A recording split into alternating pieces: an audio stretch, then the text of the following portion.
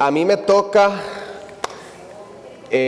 la parte del león, de la conferencia del Cordero y el León. Yo pedí esta parte porque a mí me encanta toda la parte en la cual la Biblia habla del Señor como el león. Y vamos a darnos cuenta que el león del que habla la Biblia y el título de esto no es nada más y nada menos que el Señor Jesucristo en su segunda venida. En su primera venida, que es lo que hemos estudiado ahorita, vino como un cordero, pero cuando Él vuelva, va a venir como un león. Y vamos a ver muchas de las cosas que la Biblia nos enseña de la segunda venida de Cristo. Vamos a ver varios pasajes del Antiguo Testamento, vamos a ver varios pasajes del Nuevo Testamento, vamos a saber cuál es el famoso Día del Señor y vamos a entender cómo se ve eso.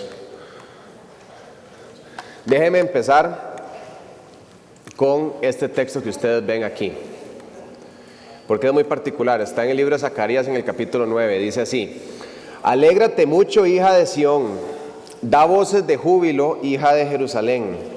He aquí tu rey vendrá a ti justo y salvador, humilde y cabalgando sobre un asno, sobre un pollino, hijo de asna.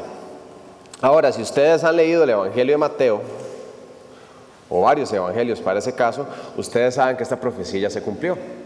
Esta profecía fue hecha siglos antes de que el Señor viniera y profetizaba el día en el cual el rey, ustedes ven aquí en el versículo 9, el rey vendrá a ti. ¿A dónde?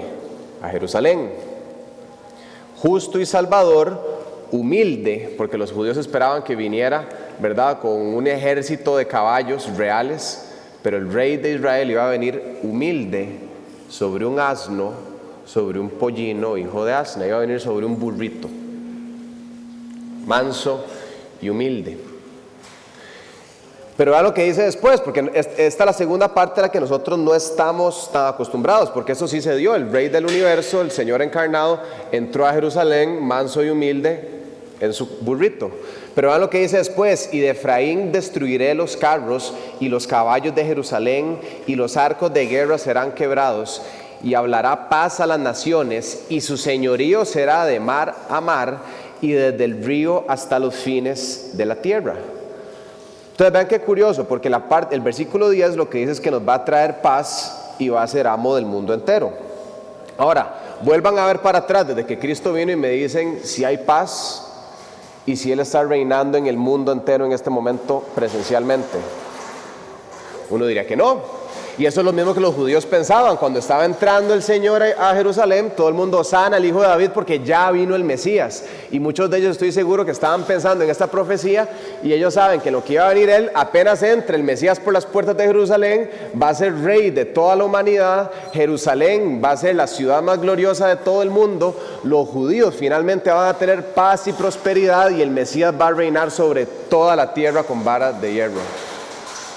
Entonces va a parecer muy raro cuando nada más una semana después, 4 días después, ese mismo Mesías que habían dicho que iba a salvar el mundo entero, está azotado con una corona de espinas, listo para ser crucificado.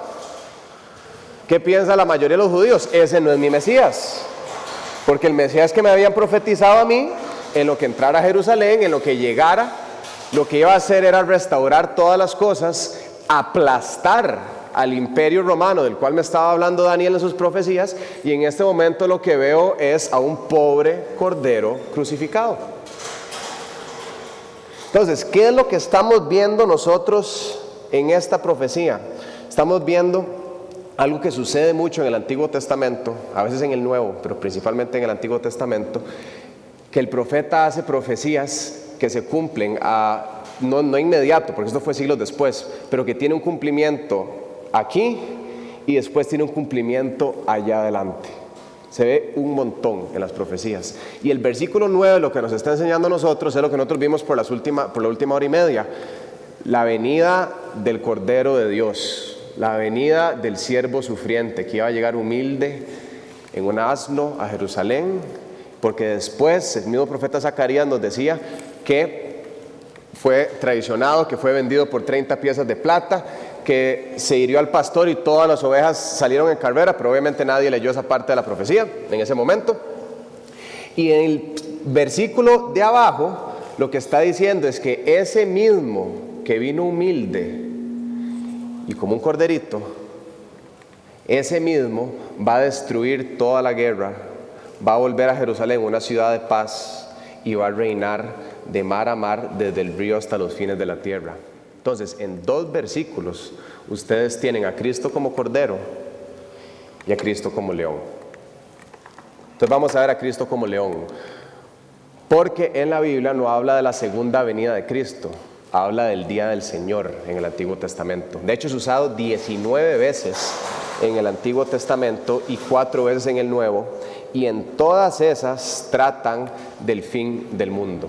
Algunas hablan literalmente del día en que se acaba el mundo y otras hablan de un periodo de tiempo muy cercano a que se acabe el fin del mundo, pero todas están dentro del contexto del fin del mundo. Y se refiere a la venida del Señor. Todos los pasajes del día del Señor, se llama el día del Señor porque es el día en que el Señor viene. Y se refiere al Señor como Yahweh, como Jehová, Dios, cuando venga a juzgar el mundo entero. Y es muy particular porque en ciertos pasajes del Antiguo Testamento habla de Jehová, Dios, que viene a juzgar el mundo entero en el día del Señor. Y en otros pasajes, como este que les voy a leer, que es el Salmo 2, si quieren ustedes pueden apuntarlo, no tienen que irse en sus Biblias, solo voy a leer Salmo 2 del versículo 7 al 9, más bien habla del Mesías que va a venir a hacer eso. Entonces ciertos pasajes hablan de Dios que viene en su día y ciertos pasajes hablan del Mesías que viene en su día. Dice el Salmo 2 del versículo 7 al 9, yo publicaré el decreto, Jehová me ha dicho, mi hijo eres tú, yo te engendré hoy, pídeme y te daré por herencia las naciones y como posesión tuya los confines de la tierra.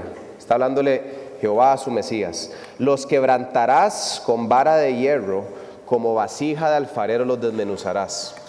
Y como en varios libros proféticos hay un montón en el que habla y el día que va a venir el Mesías a reinar sobre la tierra, que era el día que los judíos estaban esperando realmente y que tropezaron pensando que cuando Cristo vino iba a hacer eso. Entonces nosotros vemos en el Antiguo Testamento que el día del Señor a veces se le atribuye que viene Dios y a veces se le atribuye que viene el Mesías. Y nosotros ya sabemos, gracias a Dios y a su revelación, que lo que está aludiendo es exactamente a la misma persona. Viene Dios, el Mesías, a juzgar el mundo, o sea, Cristo. Entonces, el día del Señor, uno podría llamarle también el día de Cristo, que es el día que Cristo va a venir a juzgar a todas las naciones. ¿Y cómo se ve, ¿y cómo se ve ese día? ¿Cómo será? Porque la gente especula demasiado cómo será que el Señor va a venir. Para empezar, es temible y es terrible, según el Antiguo Testamento. Déjeme leer Amós capítulo 5, que dice, ay de los que desean el día de Jehová, porque mucha gente dice, ay, que llegue el día de Jehová para que finalmente nos quiten todas estas cadenas y podamos vivir en paz. Y el profeta está diciendo, ay de los que deseen ese día. Usted no sabe lo que está pidiendo. ¿Para qué queréis este día de Jehová? Será de tinieblas y no de luz, como el que huye delante del león y se encuentra con el oso, o como si entrare a casa y apoyare su mano en la pared y le muerde una culebra. O sea, huyendo del león se encuentra un oso y después entra a la casa a ver dónde se apoya o sea, es imposible escapar del peligro. Es lo que está diciendo el profeta. En el día del Señor nadie escapa del peligro. No será el día de Jehová tinieblas y no luz, oscuridad que no tiene resplandor. Ahorita no son muy buenas noticias que viene el Señor. Dice Joel en el capítulo 2, tiemblen todos los moradores de la tierra, porque viene el día de Jehová, porque está cercano. Día de tinieblas y de oscuridad, día de nube y de sombra. Vean el contraste con su primera venida. Primera venida vino a sanar a los perdidos, fue a buscar a los pecadores, fue a anunciar el reino del Señor y fue a hablar de su segunda venida. En su segunda venida es otra historia totalmente, que eso es lo que yo quiero que nosotros veamos hoy. Es un día donde, para empezar, nadie se esconde. Otra cosa, es un día de justicia y castigo. Vean un versículo que yo estoy seguro que nadie publica en sus redes sociales. Destruiré por completo todas las cosas sobre la faz de la tierra, dice Jehová. Eso sería un tatuaje raro, ¿verdad? Que hacerse. Y uno dice, suave, suave, todas las cosas. O sea, aniquilación total. Y uno dice, no puede ser literal, jamás, no puede destruirlo todo. ¿Cómo va a pasearse en todo lo que él hizo? ¿Y las ballenas? ¿Y las focas? O sea, no, ¿verdad? Suena como muy raro. Pero si ustedes van al libro de Apocalipsis y ustedes empiezan a leer en el capítulo 6 y no se detienen hasta el capítulo 20, ustedes van a ver que literalmente destruye el mundo entero. No queda nada. Le pasa por encima, literalmente. Por eso el profeta anterior está diciendo, usted no quiere que venga ahorita, menos como usted está ahorita. Entonces es una perspectiva muy diferente que la que le enseñan a uno. Ahora, cuando dice, destruiré por completo todas las cosas sobre la faz de la tierra, ¿quién viene a destruir todas las cosas sobre la faz de la tierra? Dios, ¿verdad? Pero es la segunda venida de ¿quién? Entonces, ¿quién viene a destruir todas las cosas sobre la faz de la tierra? Eso se oye raro, ¿verdad? Ya no es un corderito suavecito, sino que viene a destruir todo lo que existe en la tierra. Vean lo que dice, destruiré los hombres y las bestias, destruiré las aves del cielo y los peces del mar, y cortaré a los impíos y raeré, o sea, los voy a arrancar de raíz a los hombres sobre la faz de la tierra. No dice Rolando, no dice Sofonías, no dice Unánimes, dice Jehová. Nota al margen, leer el profeta Sofonías es bien chiva. Solo son 3 capítulos y ustedes van a ver un contraste demasiado bonito entre la justicia inminente de Dios y su misericordia para su pueblo. Entonces, si quieren llevarse eso de tarea, pueden leerse el libro Sofonías, que hace un balance súper bonito entre esas dos cosas. Ahora, cuando él dice, arrancaré todo el mal de la tierra, les hago una pregunta, ¿quiénes son la causa de todo mal en la tierra? Uno, ¿verdad? La gente. Pobres ballenas no hicieron nada y van a sufrir eso por nosotros. Pero el hombre es la causa de todo mal en la tierra. Entonces cuando él dice, yo voy a cortar a los impíos y voy a eliminar todo el mal de la tierra, porque a veces la gente dice, Dios debería arrancar todo el mal de la tierra. Y si uno se pone a pensar un par de segundos, uno dice, no, que no lo haga porque me lleva a mí a la tira ahorita, ¿verdad? ¿Por qué Dios no elimina el mal de la tierra ya? Más bien, gracias a Dios por no eliminar el mal de la tierra ya y que me diste chance de conocerte. Pero me estoy yendo por una tangente, perdón. Ahora, muchos de ustedes, yo estoy seguro, en especial si ustedes son más jóvenes como yo, no han visto esos versículos nunca. Para muchos es la primera vez que ustedes escuchan que Cristo viene a destruir todo lo que existe en la faz de la tierra. ¿Por qué creen que esto nos enseña? ¿Por qué creen que nadie habla de estas cosas? Yo les voy a dar una hipótesis, porque no es agradable en lo absoluto para el incrédulo. Es lo peor para uno, diría mano, desde mi perspectiva humana, casi la digo sin querer, mae. Desde nuestra perspectiva no hay nada peor que decir, ahorita viene Dios y te va a aniquilar. Nadie lo dice, salvo una persona, Cristo. Porque si ustedes abren sus Biblias, ustedes van a ver que Cristo predica más del día del juicio que del cielo. Y predica más del infierno que del amor.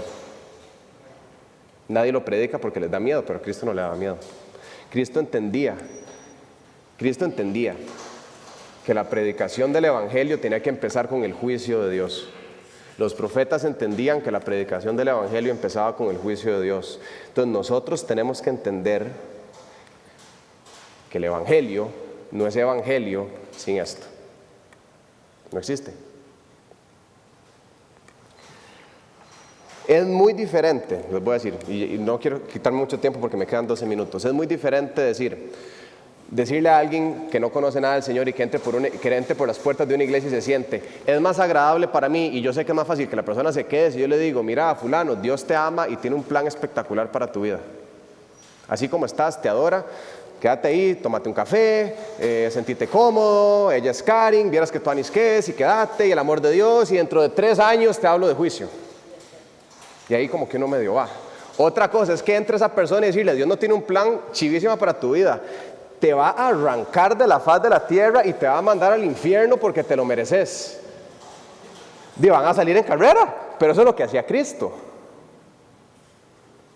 Nada más para que pensemos, es un toquecito. Vamos a seguir.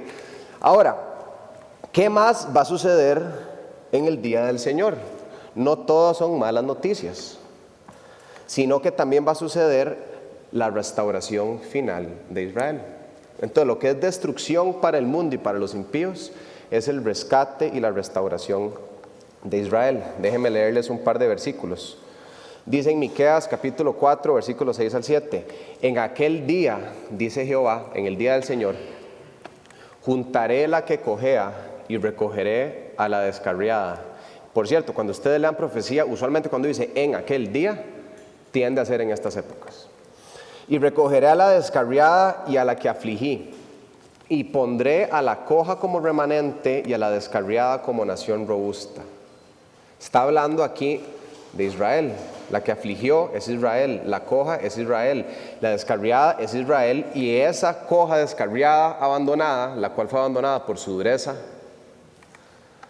va a ser restaurada, y dice, y Jehová reinará sobre ellos en el monte de Sión, que es donde está ubicada Jerusalén, desde ahora y para siempre. Eso no es metafórico o filosófico. Cristo va a reinar en Jerusalén como se lo prometió a su pueblo en el Antiguo Testamento. Eso es lo que los judíos estaban esperando realmente cuando Él vino su primera vez. Y eso es lo que va a pasar la segunda vez que Él venga. Vean lo que dice después Zacarías, versículo 12. Vean qué versículo más bonito.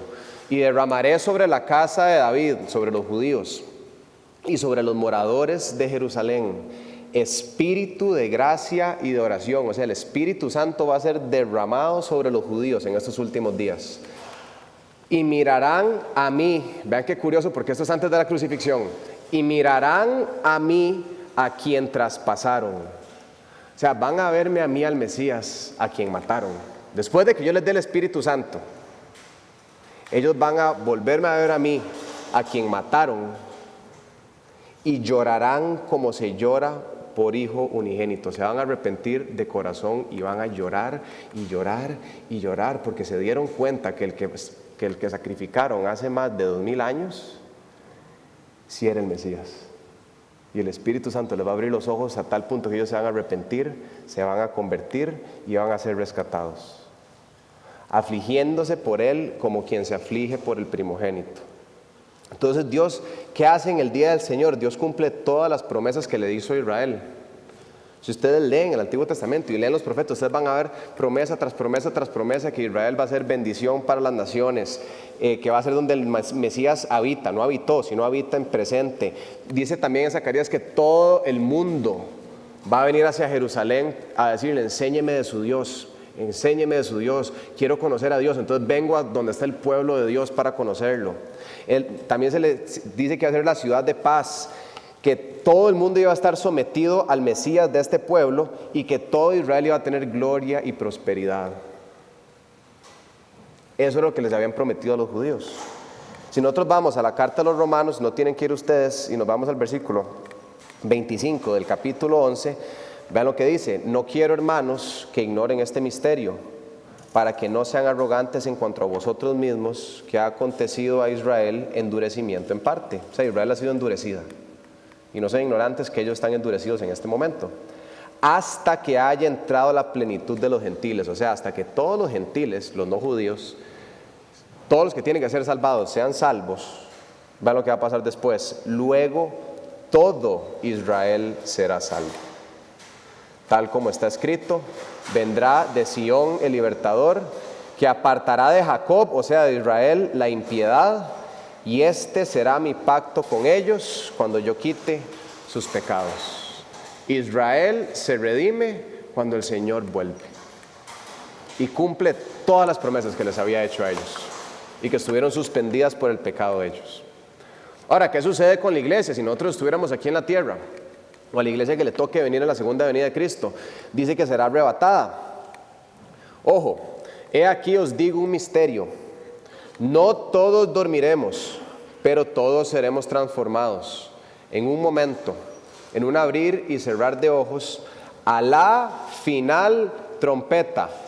¿Cuándo va a suceder esto? A la final trompeta. Cuando el ángel toque la trompeta, y se acabó la historia.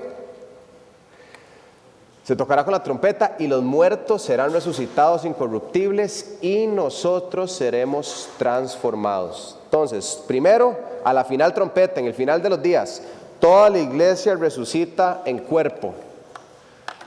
Número 2, dice en 1 Tesalonicenses 4, por lo cual les decimos esto es en palabra del Señor.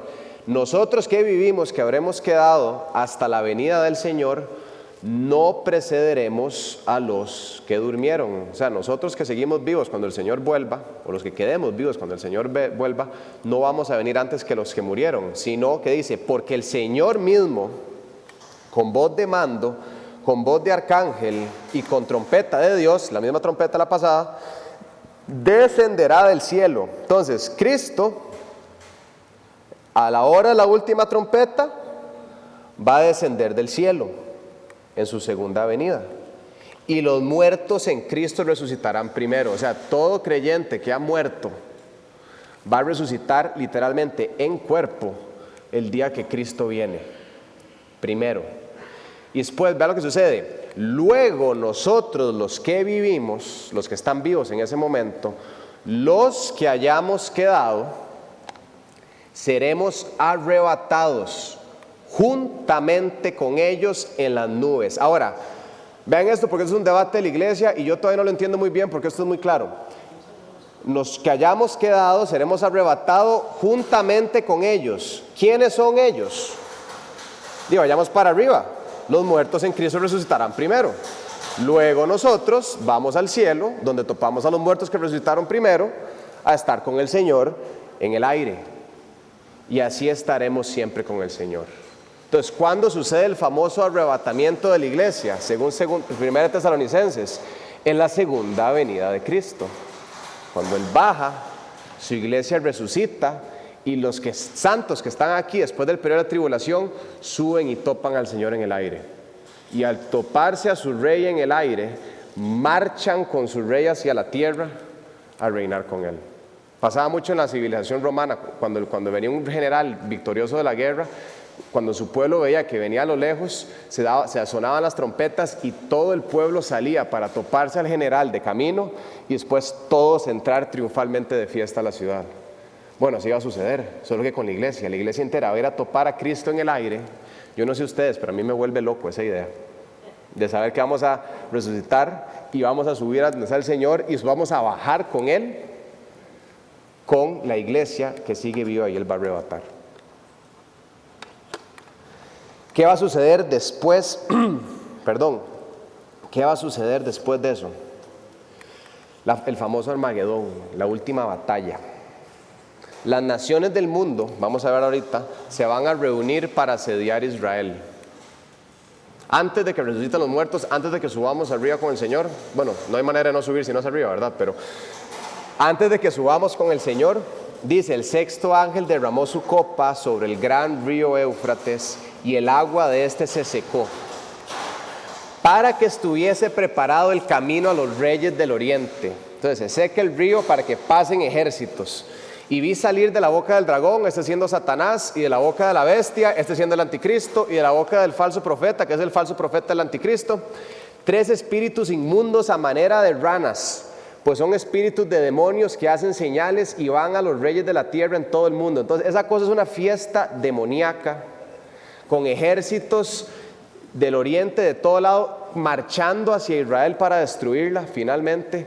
Hombres, demonios, anticristos, falsos profetas, el mundo hecho una pelota de fuego, ni siquiera hay agua, hay tinieblas, un desastre. Y dice, van los reyes de la tierra en todo el mundo para reunirlos a la batalla ¿de dónde? De aquel gran día del Dios Todopoderoso. Ellos van sin saber justo a donde Dios los quiere en su gran día. He aquí, dice Cristo, yo vengo como ladrón. O sea, nadie se va a dar cuenta. ¿Verdad? Un ladrón no avisa cuando viene, un ladrón solo viene. Bienaventurado el que vela y guarda sus ropas para que no ande desnudo y vean su vergüenza. O sea, yo vengo cuando ninguno de ustedes sepa. Entonces más les vale estar listos. Y puede ser que nosotros no estemos vivos cuando esto suceda, pero si nos morimos antes termina siendo lo mismo, ¿no creen? A veces uno le preguntan, ¿cuándo es que vuelve Cristo? Más fácil, cuando vos te murás, mae. ¿Verdad? Da igual, si te morís mañana, para efectos tuyos vino mañana. Por eso él siempre dice, vengo pronto, vengo pronto, vengo pronto, porque para un creyente Cristo está a mañana, literalmente, que nosotros nos muramos y suframos esto. ¿Okay? Y dice, y los reunió en el lugar que en hebreo se llama Armagedón. Los reunió en este lugar, en el valle de Megido, que en hebreo se llama Armagedón. Y la cosa no se pone agradable. Les cuento. Vean lo que dice el profeta Zacarías. He aquí el día de Jehová viene, otra vez el famoso día del Señor, la segunda venida de Cristo. Viene y en medio de ti serán repartidos tus despojos, o sea, van a atacar y van a parcialmente destruir Israel. Vean lo que dice, porque yo sé que es muy pesado cuando uno ve yo y no sabe que es Dios el que está haciendo esto. Pero porque yo reuniré a todas las naciones para combatir contra Jerusalén. No es que Él les va a decir, vayan y háganlo, sino que dentro de su providencia y el pecado de ellos van a ir. Pero aún el mal del hombre siempre está dentro de la soberanía y providencia de Dios. Y el hombre no puede mover un dedo sin que Dios lo haya decretado primeramente. Entonces ellos, queriendo el mal, van a ir y van a asediar Jerusalén. Y la ciudad será tomada. O sea, van a empezar ganando ellos. Y serán saqueadas las casas y violadas las mujeres, como suceden en las guerras. O sea, la cosa no va a estar bonita. Y la mitad de la ciudad irá en cautiverio, mas el resto del pueblo no será cortado de la ciudad. Entonces en Armagedón van y atacan todas estas naciones a Israel y empiezan a ganarle. Y justo cuando todo está espantoso, tierra destruida, anticristo reinando, fiesta de demonios por todo lado, y Jerusalén casi destruida, viene el versículo que sigue. El versículo que les dije, o sea, ahorita este es el versículo que le sigue al que les acabo de leer. Dice, después, ahora sí, después saldrá Jehová, Dios mismo, y peleará con aquellas naciones, o sea, las naciones que fueron y asediaron a Israel. Y se afirmarán sus pies, los de Dios, en aquel día sobre el monte de los olivos. O sea, Él viene y pone sus dos pies bien plantados en el monte de los olivos, que fue donde primero Él dio el discurso de cuando Él iba a volver, y segundo, ahí fue donde ascendió a los cielos. Entonces, de donde sube, ahí baja.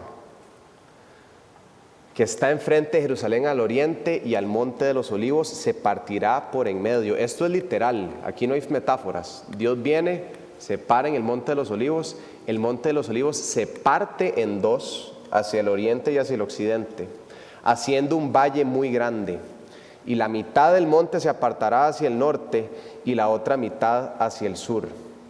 Y huiréis al valle de los montes. Créame que todo el mundo va a salir en carrera cuando vean algo así, porque el valle de los montes llegará hasta Asal.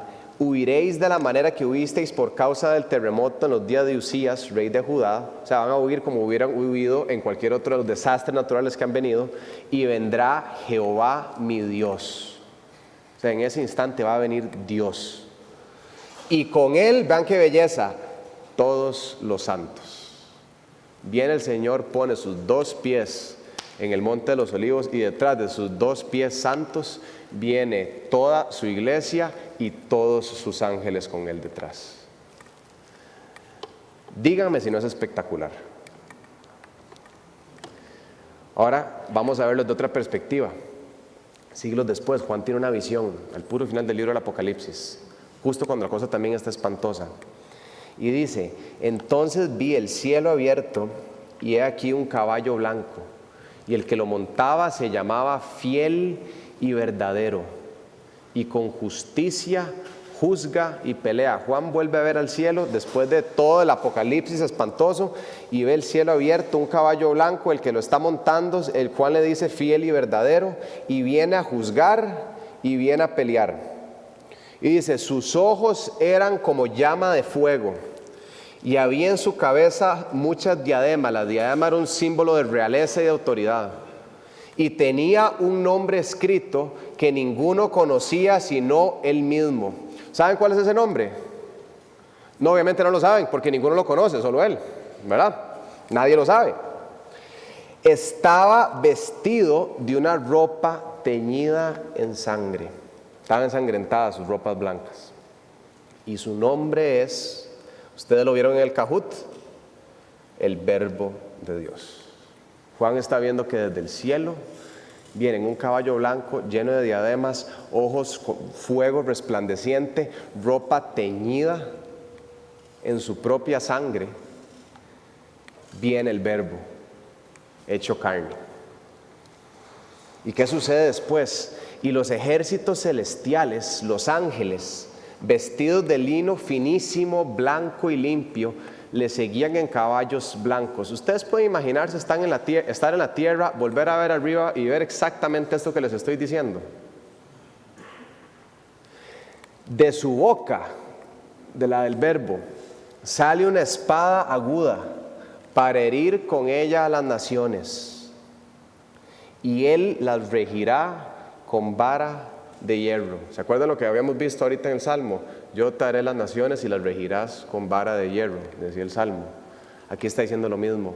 Viene por su tierra, finalmente. Viene por sus naciones, viene a juzgar y viene a echar a todo aquel que profanó su santa tierra, y la va a regir con vara de hierro. Y él, el Verbo de Dios, Cristo, pisa el lagar del vino del furor de la ira del Dios Todopoderoso. Es una imagen muy gráfica, porque en aquel tiempo, no sé si ustedes han visto películas, pero el vino se hacía poniendo un montón de uvas en un lagar, y uno llegaba y uno majaba las uvas y las uvas salpicaban un montón, ¿verdad? Bueno, él viene a hacer eso. Él viene a pisotear como si fuera uva a las naciones. O sea, viene a despedazarlas como si fueran uvas en el vino de un lagar, de la ira del Dios Todopoderoso. O sea, no es jugando cuando Cristo vuelva. Y en su vestidura y en su muslo tiene escrito este nombre: Rey de Reyes y Señor de Señores. Yo estaba poniendo estaba escribiendo aquí las noticias, como qué quería yo poner acerca de esto, y solo puse leer todo y disfrutar. Es en serio, uno no puede agregarle nada a esto. O sea, viene el Señor en toda su gloria resplandeciente. Es que piensen en Él cuando viene como un chiquito en un pesebre, cuando le escupen. Imagínense, por ejemplo, cuando estaba ahí en el templo y lo empezaban a bofetear los judíos y le decían: profetiza, Mesías, ¿quién te bofeteó? Solo imagínense que Él vuelva en su gloria, baje, vuelva a ver a ese judío y le diga: usted. Así. Me estoy llevando el tiempo, entonces no quiero llevarme demasiado tiempo. Pero esa es la segunda venida del Señor. Y cuando nosotros vemos el verbo, es el mismo verbo que vimos en Juan 1, es el mismo verbo que vimos en Cajut, ¿verdad? Cuando dicen en el principio era el verbo, y el verbo era con Dios, y el verbo era Dios. Es Cristo el que viene. Ese león es un león porque viene a rugir, viene a reinar, viene a destruir, viene a pelear. Es el Rey de Israel y es el Rey de nosotros. Y aquel verbo hecho carne, como dice Juan, habitó entre nosotros. Y ahora ese mismo verbo vuelve otra vez, pero esta vez para siempre. Y apenas Él vuelva, va a reclamar toda la tierra para Él, va a reinar con sus santos en esta tierra, y después va a hacer unos nuevos cielos y una nueva tierra donde vamos a poder disfrutar con Él toda la eternidad. Yo espero que cuando el Señor vuelva, los que estamos aquí, estemos viendo la película desde arriba con Él y no desde abajo.